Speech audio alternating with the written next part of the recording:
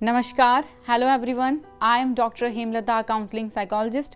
उत्कर्ष के online platform पर आप सभी का हार्दिक स्वागत करती हूँ। आज की शुरुआत एक कहानी से करना चाहूँगी। बहुत समय पहले की बात है, एक राजा ने एक प्रतियोगिता का आयोजन किया।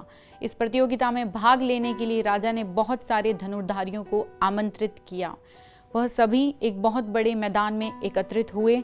सभी लोग इसी बात पर चर्चा कर रहे थे कि इस प्रतियोगिता को जीतने के लिए हमें करना क्या पड़ेगा। तभी राजा वहां आए और उन्होंने कहा, आप सभी लोगों का यहाँ हार्दिक स्वागत है। आपके सामने एक गेंद को नीचे से ऊपर आसमान की तरफ फेंका जाएगा। आप सभी का लक्ष्य यह गेंद है।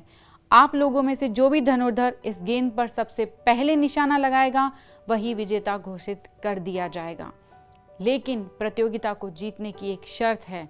हमारी बहुत से सैनिक घोड़ों पर सवार होकर पूरे मैदान में भाग रहे होंगे और एक दूसरे पर तीर चला रहे होंगे, और आप लोगों को इन्हीं सैनिकों के बीच में खड़े होकर अपने टारगेट यानी गेंद पर निशाना लगाना होगा। क्या आप सभी तैयार हैं? सभी धनुर्धारियों ने एक साथ कहा, हाँ हम तैयार हैं। और सभी आपस में बात करने लगे कि इतने कठिन लक्ष्य को कैसे भेदा जाए, क्योंकि आसपास बहुत सारे सैनिक हैं जो तीर चला रहे होंगे। प्रतियोगिता शुरू हुई। सभी का ध्यान मैदान की तरफ चला गया। पूरे मैदान में घोड़े दौड़ रहे थे और उन पर बैठे सैनिक एक दूसरे पर तीर चला रहे थे। उसी समय एक व्यक्ति बीच मैदान में जाता है और लाल रंग की गेंद को ऊपर आसमान की तरफ पूरे बल से फेंक देता है। तभी अधिकतर धनुर्धर अपना अपना तीर गेंद की ओर चला देते हैं। नीचे लौटकर आई गेंद पर केवल एक तीर लगा हुआ था। जिस धनुर्धर का वह तीर था उसे विजेता घोषित कर दिया गया और राजा ने उसे अपना सेनापति बना लिया।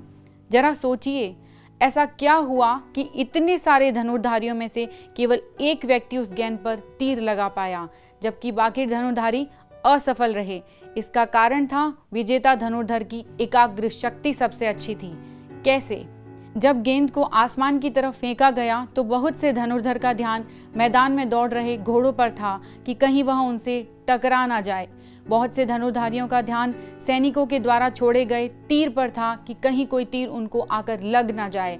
यही सब उनके दिमाग में चल रहा था। इसी वजह से उनका निशाना सही जगह पर नहीं लगा और केवल उस एक धनुर्धारी का ध्यान उस गेंद पर था और वह जीत गया।